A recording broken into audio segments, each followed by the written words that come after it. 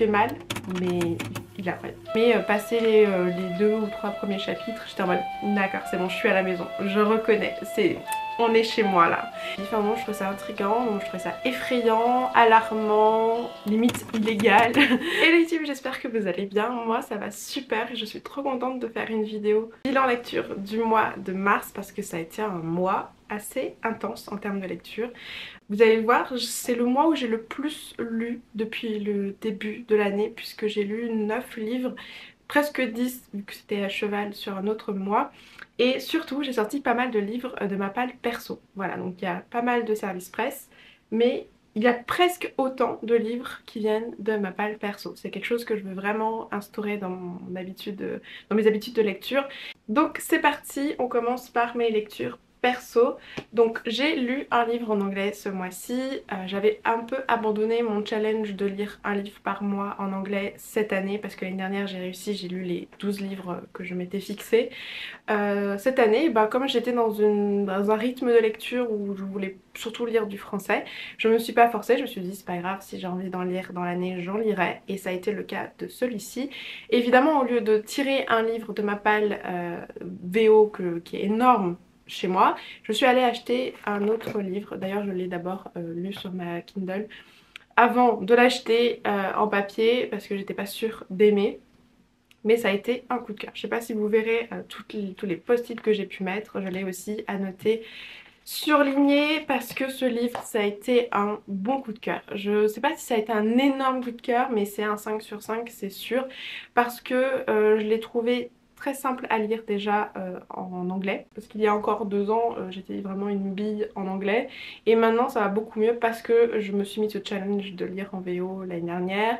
Parce que je regarde maintenant plus mes films et mes séries en VO anglais, donc ça a amélioré mon niveau, et ce qui fait que là l'anglais ne m'a pas freiné dans mon plaisir de lecture comme ça a pu l'être l'année dernière, et c'était vraiment hyper fluide, hyper agréable. C'est une bonne brique, donc c'est long entre guillemets à lire, mais je n'ai pas vu les chapitres passés parce que j'étais à fond derrière l'héroïne. Chaque petit effleurement ou pensée mignonne me faisait glousser comme une adolescente. Donc voilà, ça a fait son job. On suit une jeune fille qui change de lycée et elle arrive donc au Tomen College où elle rencontre Johnny Kavanagh. Par contre, il y a un truc, vraiment, les prénoms irlandais, c'est une catastrophe. Il s'appelle Johnny, bon c'est un prénom qui est un peu international, mais je n'aime pas ce prénom-là. Mais alors les frères de Shannon et les potes de Johnny, c'est un casse-tête de retenir leur prénom, hein. Il y a même l'autrice qui nous a fait une fiche de prononciation des prénoms. Donc on a Ifa, on a Gardi, Kiva. Même avec la prononciation, on a certains, je ne sais pas comment les prononcer. Bref, cette jeune fille change de lycée puisque ça s'est très mal passé dans son précédent. Elle se faisait harceler sans aucune raison, mais j'ai envie de dire l'harcèlement n'a aucune raison valable. Donc voilà, et ça depuis longtemps, et elle a aussi de gros problèmes à la maison. Je préfère rien vous dire parce que moi je l'ai découvert sans connaître le résumé, et j'ai trouvé que c'était plus agréable de rentrer dans l'histoire et de découvrir vraiment au fil des pages les différentes problématiques qui sont soulevées. Johnny aussi a ses petits problèmes de santé de son côté qui lui pèsent beaucoup puisque c'est un sportif et que c'est toute sa vie. Donc voilà, on a ces deux problématiques là qui sont très récurrentes dans le young adult, new adult, je vous l'accorde, mais là ça sortait quand même du lot parce que je sais pas, il y avait une ambiance dans ce livre que j'ai adoré, et ça m'a rappelé justement mes meilleures lectures de quand j'étais ado, et et je sais pas, on trouve une famille. Il y a vraiment cette trope found family dans ce livre qui est très puissante puisque voilà, on a tous les potes de Johnny, on a les copines de Shannon, et genre cette famille qui se crée et dont elle a terriblement besoin. Bref, j'aime énormément ce tome qui aussi m'a fait beaucoup rire. Voilà, ce n'est pas qu'un livre pour pleurer, parce qu'il est très très dur quand même, certains passages sont vraiment durs à lire, il faut être bien accroché, mais il m'a fait aussi vraiment pouffer de rire. Il y a une scène vers la fin, je vous dis pas laquelle, mais vraiment hilarant, très très très drôle, les conversations avec sa daronne, enfin bref, je vous recommande ce livre si vous êtes débutant en anglais, dans la lecture en tout cas, et débutant plus j'ai envie de dire quand même. J'ai d'autres livres en tête pour les débutants. Si ça vous intéresse une vidéo à ce sujet, dites-le moi en commentaire, j'en ferai une parce que j'ai des titres qui me viennent en tête qui sont peut-être plus faciles et accessibles que celui-ci.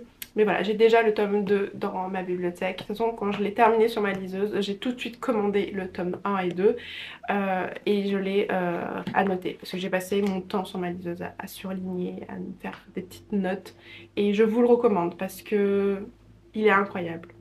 Il fait mal, mais il est incroyable. On continue avec un tout autre genre que je ne vous recommande pas spécialement puisque c'est un livre qui est pour un public averti. C'est une dark romance, donc clairement, si vous êtes mineur, je ne vous le recommande pas.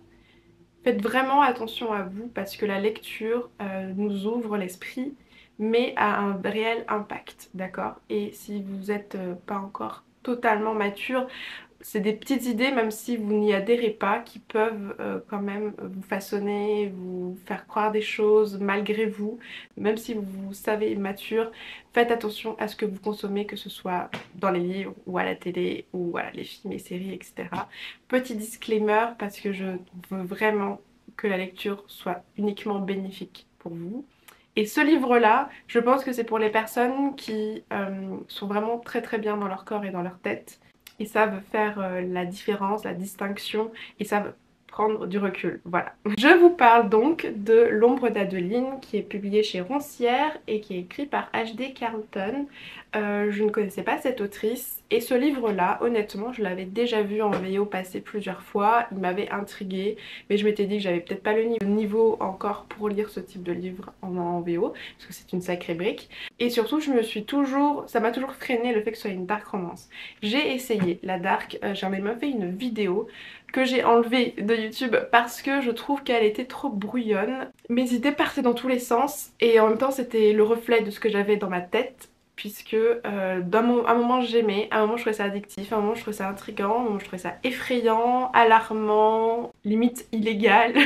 Donc bref, je suis passée par plein d'émotions et dans ma vidéo je ne me suis pas assez posée pour vous placer les choses. Ce que là j'ai fait parce que c'est une lecture que j'ai eu le temps de digérer et que je peux vous donner mon avis final. Déjà, je vais vous donner ma note et après on en parle, d'accord? Je lui ai donné la note de 4,5 sur 5.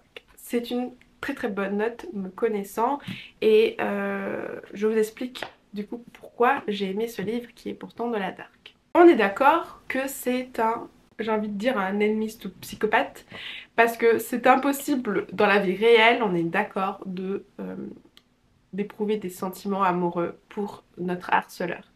Pour quelqu'un qui nous a maltraités comme lui il l'a fait, il l'a agressé et il y a des scènes très explicites dans tous les sens du terme, c'est-à-dire dans le gore sanglant et aussi dans les scènes de rapprochement physique, on va dire. Moralement, c'est pas bon, ok? Après, quand on sait ça, quand on sait que ce n'est pas le reflet de la réalité et que ce n'est pas ce qu'on lui demande, on passe un très bon moment. Encore une fois, quand on prend assez de recul et quand on sait ce qu'on lit et pourquoi on le lit. Donc il est clair que cette romance ne fait pas rêver et elle n'est pas là pour faire rêver d'ailleurs. J'ai pris beaucoup de plaisir à lire ce livre, que ce soit les parties d'enquête, les parties effrayantes, parce que pour moi c'est aussi un livre d'horreur et une romance très malsaine. C'est l'histoire d'Adeline qui est une autrice à succès et qui hérite du manoir de sa grand-mère, qui elle-même l'a hérité de sa mère. Donc voilà, c'est un manoir très effrayant, comme dans les films d'horreur, et elle adore ça. Elle adore l'horreur, elle adore l'effroi, elle adore le frisson. Elle décide donc d'aller y vivre et de faire les petits travaux pour l'aménager, le moderniser, etc. Sauf que dès qu'elle met les pieds dans ce manoir, elle se sent observée, épiée et finalement harcelée. Son harceleur n'hésite pas à rentrer chez elle, à faire comme s'il était chez lui et à laisser derrière lui des roses. Rien de plus flippant. Parce que là, le harceleur, il a conscience d'être un taré, il a conscience d'être un psychopathe, que ce qu'il fait est épouvantable. Ce que j'ai aimé dans leur relation très malsaine, c'est qu'elle ne se laisse pas faire, qu'elle n'hésite pas à appeler la police dès la première fois et elle le fait limite systématiquement à chaque fois qu'elle le voit ou qu'elle l'aperçoit chez elle ou dans son environnement.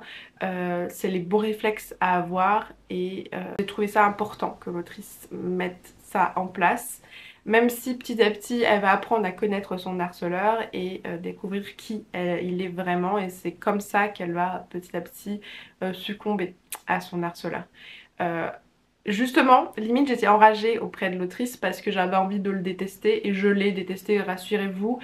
Mais quand on est sur son point de vue et qu'on apprend qui il est dans son autre vie, dans sa vie réelle, hors Adeline, on ne peut que le soutenir d'une certaine manière, d'accord? Alors pas vis-à-vis de ses actes avec Adeline, on est d'accord, mais dans ses actions qu'il entreprend dans sa vie.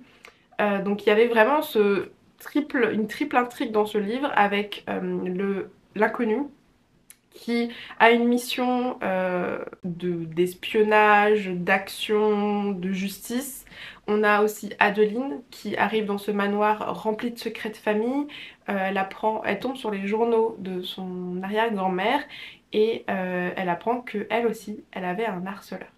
Donc c'est très intriguant cette partie-là et vraiment rien que ça m'a tenue réveillée pendant un moment. Je voulais vraiment savoir qu'est-ce qui se passait et on a aussi ce rapprochement entre nos deux héros. Et il y a beaucoup de personnages autour, beaucoup d'actions, on ne s'ennuie jamais.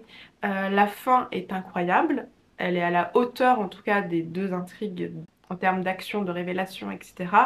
Et il me tarde du coup de lire le tome 2, j'espère qu'il sortira bientôt en français.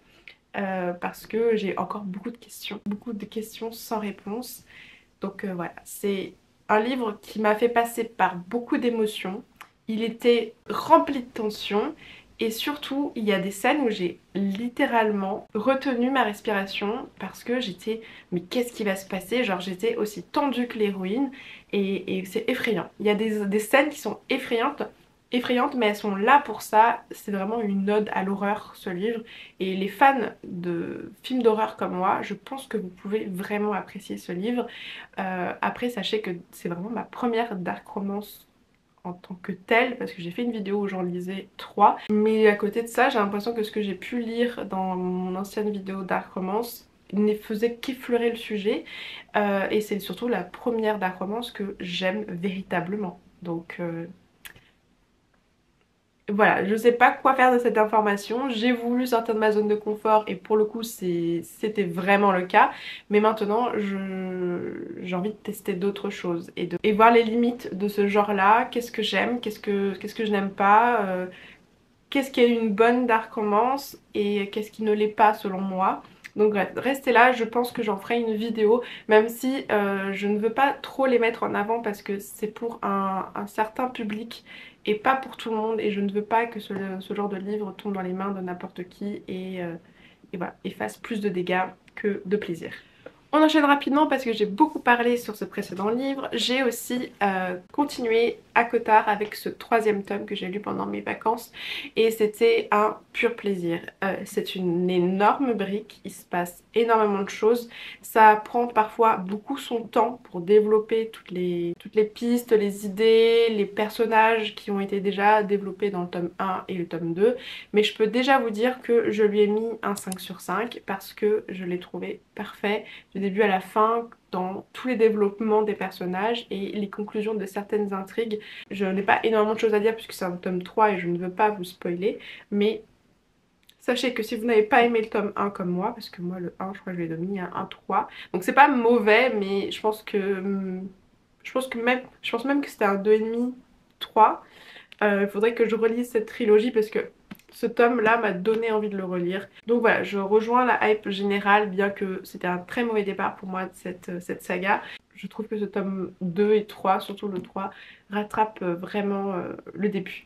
Une autre traduction que j'attendais avec impatience, il s'agit de The Fine Print de Lauren Asher, donc la saga Dreamland Billionnaire, qui a été publié chez BMR. Et vraiment, déjà, merci d'avoir regardé cette couverture juste magnifique. Le tome 2 est normalement vert en VO et là, ils l'ont mis en rose et je trouve ça assez logique parce que le tome 3 en VO est aussi une autre nuance de vert. Donc pour bien démarquer le tome 2 et le tome 3, je trouve que c'est très bien d'avoir fait ça. Et voilà, l'édition, elle est canon. Et puis il est hyper agréable à lire. Voilà, la bigleuse que je suis remercie la maison d'édition pour ce travail éditorial. Et j'ai déjà acheté le tome 2 parce que j'ai bien aimé le premier. Je lui ai mis la note de 3,5 sur 5 parce que j'ai trouvé quand même qu'il y avait quelques longueurs et en plus de base ce n'est pas des tropes que j'aime particulièrement. On est avec un patron employé. Je n'aime pas quand il y a ce rapport de force entre les héros. Donc c'est pour ça aussi que j'étais parfois un peu gênée sur certains points. Dans les romans, je trouve ça un peu dommage que ce ne soit pas fluide et dynamique. Mais le gros point fort de cette romance, c'est que ça se passe dans un parc d'attractions. Donc il hérite quelque part du job de son grand-père qui vient de décéder et qui lui laisse les commandes de son parc d'attractions avec une mission en tête, c'est que il doit améliorer le parc, sinon il n'aura pas sa part de l'héritage. Notre héros est assez froid, calculateur, manipulateur, il garde beaucoup les gens à distance et genre je n'aime pas ce genre de personnage trop froid qui le reste pourtant assez longtemps. Donc voilà. À côté de ça, on a Zara qui est un vrai soleil et on a donc cette trope aussi Grumpy Sunshine que j'aime beaucoup et elle va être choisie pour améliorer le parc, qu'elle a de très très bonnes idées et j'ai beaucoup aimé cette dynamique quand même entre eux et voilà, ça évolue dans un univers que j'adore, tout ce qui est parc d'attractions. J'adore. Et d'ailleurs, dans l'ombre d'Adeline, il y a aussi un parc d'attractions d'horreur. Et c'était mes passages préférés. Bref, je vous encourage quand même à le découvrir parce que je sens que les tomes suivants vont être intéressants puisque Rowan a deux frères et que eux aussi sont pourvus d'une mission pour toucher leur héritage. Donc voilà, j'ai quand même mis des petits post-it, il y avait des choses mignonnes, il y avait des trucs pas mal. Ce n'était pas parfait, mais c'était un bon moment de lecture. On passe au service presse. Et j'ai commencé le mois avec cette lecture que j'ai amenée à la plage. Et c'était une chouette romance un peu dark sur les bords. Puisqu'on suit Maya qui est la fille d'un chef de gang qu'elle a complètement fui et qui ne fait plus partie de sa vie puisqu'aujourd'hui elle est prête à se marier avec un homme qui s'appelle Taylor. Sauf que Miko, l'ancien bras droit de son père, vient chambouler complètement sa vie. Donc c'était une romance que j'ai trouvée très dynamique, très cinglante, avec quand même de la tension, avec de l'action. On ne s'ennuie pas, mais à côté de ça, je n'ai pas été totalement attachée au personnage masculin, aux deux en soi, mais surtout Miko, que j'ai trouvé très froid et distant, encore une fois. J'aime bien quand même qu'on en sache plus sur les héros, et là j'avais l'impression d'être spectatrice de leur romance, mais du coup de ne pas totalement y croire, parce que on m'avait pas assez attachée à eux. Voilà, je n'avais pas trop d'empathie ou je ne les aimais pas particulièrement, donc leur romance, c'est pas que je m'en fichais, mais ça m'intéressait quand même moins. Heureusement, il y a tout le décor qui tient en haleine et qui m'a fait quand même passer un très bon moment de lecture. Je me rappelle l'avoir quand même dévoré, donc c'est que j'ai passé un très bon moment avec ce livre et je lui ai mis la note de 3 étoiles sur 5. On passe de l'autre côté des gangs, on passe à des gardes du corps et j'ai lu le tome 2 de Bodyguard, publié chez Hugo Romance, écrit par Laura S. Wilde, une autrice que j'aime vraiment beaucoup. Et j'avais bien aimé le tome 1, genre l'ambiance romance à la fac. Mais à côté de ça, j'avais trouvé que le héros était un peu trop passe-partout, un peu trop neutre pour que je m'y attache réellement. C'était un énième beau gosse musclé, protecteur, un peu froid, voilà. Alors que là, Cruz, j'ai beaucoup plus accroché à lui et surtout à notre héroïne qui est une top modèle, une starlette. Et donc la trope célébrité garde du corps, j'aime vraiment beaucoup puisqu'il y a cette proximité forcée et que l'héroïne m'a énormément touchée. On aborde des sujets qu'on ne s'attend pas à découvrir dans une romance d'action garde du corps et j'étais très contente que l'autrice mette ces sujets en avant parce que c'est nécessaire et c'est important. Donc voilà, c'est une romance que j'ai trouvée très dynamique, encore une fois avec plein d'actions, on ne s'ennuie pas et une héroïne qui a conquis mon cœur, plus que Cruz d'ailleurs, mais pour l'instant c'est mon frère préféré de toute la fratrie des Westwood. Et il y a une double intrigue puisque Eve, notre héroïne, trempe dans quelque chose. Je ne nous en dis pas plus parce que j'ai bien aimé moi ne rien savoir et le découvrir au fil des tomes. Mais voilà, il y a aussi une sorte d'enquête et une enquête pleine d'action en arrière-plan.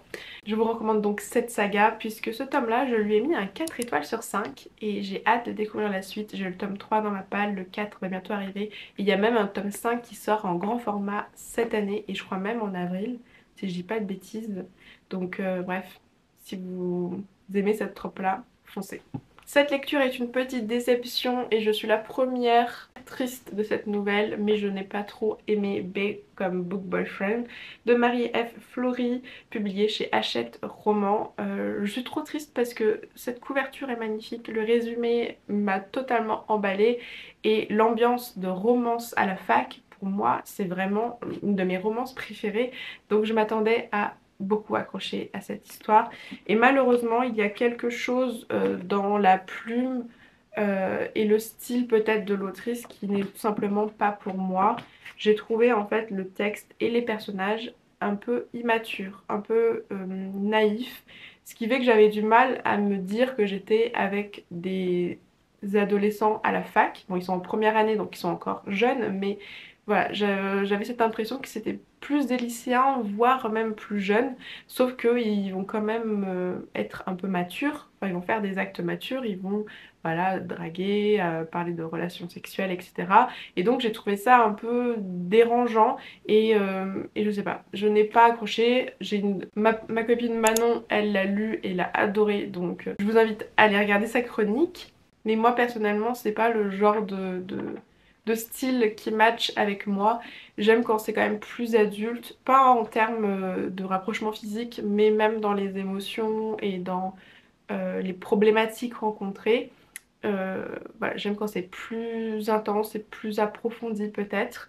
Même la relation entre les deux héroïnes, parce que du coup on suit Nori qui vient s'installer à l'université avec sa meilleure amie Penny. Elles ont toutes les deux une passion pour la lecture et en plus on parle sur les réseaux. Donc c'est des influenceuses littéraires. Elles sont meilleures copines et elles arrivent à la fac. Il y avait vraiment tout pour me plaire. Mais même dans leur relation amicale, j'ai trouvé pas ça forcément très sain. En tout cas, pas l'idée que moi je me fais d'une relation plutôt saine. Et ouais, donc voilà, j'avais un petit peu de mal à être intéressée aux différents développements des relations entre les personnages. J'ai trouvé ça un peu trop lisse, un peu trop facile et voilà. C'est mon avis, je suis vraiment désolée. Si vous l'avez aimé, tant mieux. Et je vous redirige de toute façon vers des chroniques plus positives si vous voulez vous faire un avis plus complet sur ce titre. Ça se trouve c'était juste pas pour moi. Euh, donc je lui ai mis un 2 sur 5. On termine cette vidéo mais avec deux pépites que j'ai dévorées ce mois-ci. On commence par The Coldest Winter, le nouveau Brittany Cherry que j'ai adoré. Et j'avais un peu peur au début quand je l'ai commencé, honnêtement. Je l'ai trouvé un peu vulgaire. Il y avait quelque chose dans la plume qui ne ressemblait pas à ce que j'avais l'habitude d'elle. Mais passé les 2 ou 3 premiers chapitres, j'étais en mode d'accord, c'est bon, je suis à la maison. Je reconnais, on est chez moi là. Et j'ai adoré les personnages, leurs problématiques, les émotions qui sont travaillées par l'autrice. Et bon, sa plume elle est toujours aussi belle. J'ai mis quelques post-it qui se voient pas parce qu'ils sont assez clairs, mais il y a aussi des endroits où j'ai surligné sans mettre de post-it parce qu'au bout d'un moment j'étais à fond dedans et genre j'étais tellement traversée par les émotions, c'était si beau et si triste et ah, c'est le genre de livre qui pourrait me faire pleurer, mais ceci ne m'a pas fait chialer. Voilà, j'ai été forte. Mais c'est l'un de mes préférés de l'autrice, je pense, aujourd'hui. Mais j'ai l'impression de dire ça à chaque fois que je lis un d'elle, donc ça va être compliqué. On est sur une romance interdite entre Milo et Scarlett. Elle est son professeur stagiaire et lui c'est son élève. Donc voilà, il y a un rapport de force qui fait qu'ils ne peuvent pas sortir ensemble. Il y a aussi une petite différence d'âge. Sauf qu'ils se sont rencontrés avant de se retrouver en classe. Ils ont partagé une nuit ensemble et se retrouvent en face. Il n'y a pas un gros décalage d'âge, je vous rassure, c'est juste qu'elle est encore à l'université et elle a des stages à faire et donc elle va au lycée. Et lui, il est en plein dans sa phase dépressive où il se perd et est bouffé par ses émotions, par le deuil, puisque c'est un livre qui va vraiment parler de deuil. Nos deux héros ont perdu leur maman de manière différente et à des âges différents, donc leur chemin est lui aussi différent. Mais c'était quand même très fort, très juste et je sais pas, j'ai trouvé en tout cas que c'était très important d'en parler et de l'amener de cette manière-là. C'est pas tout n'est pas parfait, mais je l'ai trouvé très vrai et très juste. Et enfin, gros coup de cœur de ce mois-ci, j'ai lu et adoré Un printemps pour te succomber de Morgane Moncomble et j'en ai fait une vidéo, c'est mon vlog sur le printemps. Donc je vous encourage à aller le regarder pour avoir mon avis au fil de ma lecture et un avis plus global, mais je vous dirais simplement que c'est une pépite et que je vous encourage à le lire justement dans cette saison où il fait beau, où il y a des fleurs de partout, où pour moi c'est la saison de l'amour. Et c'est une romance qui se passe à Amsterdam et c'est un mariage arrangé, un fake dating. Donc ça aussi c'est deux tropes de base que je n'aime pas. Et là j'ai adoré parce que Morgane Moncomble est trop forte. J'ai beaucoup aimé sa plume dans ce roman-là. De toute façon je trouve qu'elle s'améliore de tome en tome. Je sais pas comment elle fait mais bravo à elle. Tout est trop mignon, juste, vrai et je sais pas. J'ai passé mon temps à le surligner et à mettre des post-it parce que j'adore ces idées, j'adore comment elles sont développées. Il y avait de l'action dans celui-ci en plus, de la romance. Et voilà, notre héroïne est jeune maman et doit faire semblant de s'être et se marier avec quelqu'un pour les apparences. Lui aussi a besoin de ce mariage-là pour les apparences, sauf que ça va aller plus loin, on s'en doute. Voilà, je lui ai mis un gros 5 sur 5 et bref, c'est bientôt la fin de la saga des saisons. Il ne reste plus que le livre de l'été et je pense que ça va être l'un de mes préférés aussi. Pour l'instant, il y a le printemps, l'hiver et l'automne. Et il nous reste encore le tome sur l'été. Donc voilà, dites-moi vous si vous en avez lu et quel est votre classement pour le moment. Et voilà, donc c'est la fin de cette vidéo update lecture. Dites-moi donc si vous avez lu des livres que j'ai présentés ou s'il y en a certains qui vous font envie. J'adorerais en discuter avec vous en commentaire. Et donc voilà, je vous invite aussi à me rejoindre sur Instagram et sur TikTok. Voilà, je suis très active sur Insta, que ce soit en story ou en post. Donc voilà, vous saurez un peu plus dans l'actualité de ce que je lis. Et je vous souhaite à tous un très bon week-end. On se dit à la semaine prochaine pour une nouvelle vidéo. Et d'ici là, bonne lecture. Ciao!